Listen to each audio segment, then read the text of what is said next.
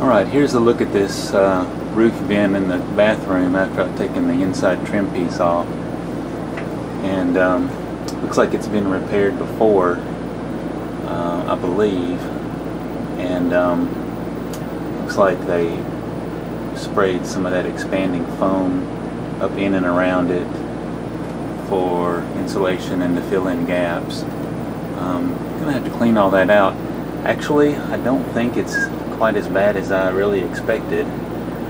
As long as those 2x2s are still intact that they've put in there before, then I think what I'm gonna do is I'll pull down the white part, the ceiling part, and probably have to take that light down and probably go from that edge back to the edge of where you go into the shower and put in new ceiling. Of course, what I'm going to do first is take a look at the outside to see what it looks like on the outside to see where it's leaking.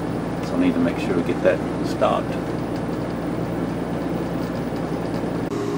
Alright, here's the skylight outside the vent, and you can see around the edge, looks like it might have some cracks around the edge here. That water's getting in, and battling these wasps out here as I do this.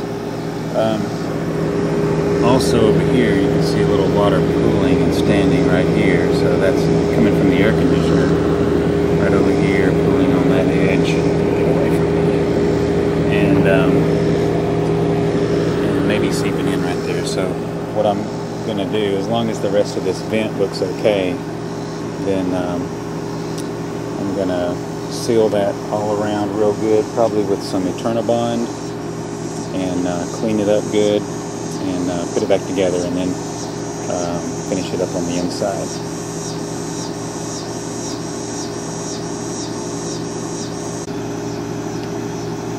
Here's what it looks like after I got the vent raised up. I'm going to have to put this gasket back on there. I think I can do that and get it to stay.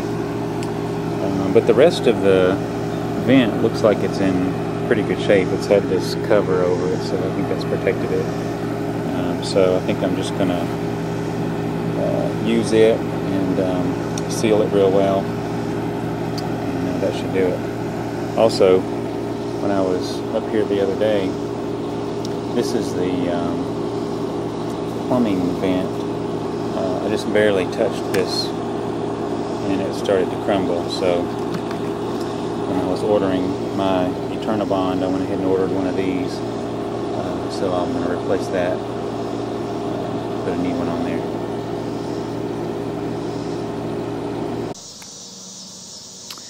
Alright, here's the roof vent after I've got it sealed with Eternabond, and I think it came out pretty good. The stuff is definitely very, very sticky, and I think it's going to do a good job holding. I had some little bolts that stick up in order to attach this cover, and I just cut some holes in the Eternabond strip and then filled in, put another strip over that, and the stuff just really bonds to itself. So that looks like these look like a good seal around there. And once you get it on there, you roll it with that steel roller and press with your fingers, and that's what activates the micro sealant, I think is what they call it. But it's just really sticky. So that's what it looks like.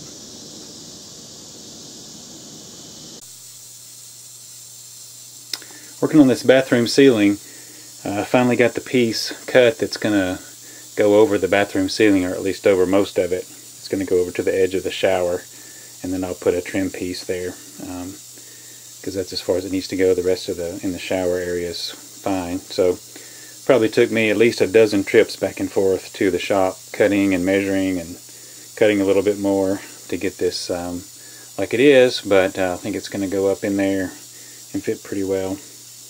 and then I'll paint it and put a couple of coats of paint on it, put the light back up, put the vent trim piece back in there, and that'll be it.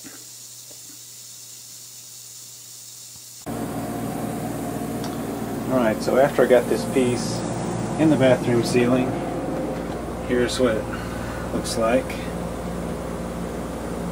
And obviously I'm going to put some trim around the edges, and put a piece of trim right at the edge where it goes into the shower, and paint it white, put the vent cover trim piece in there, and I think that'll be good.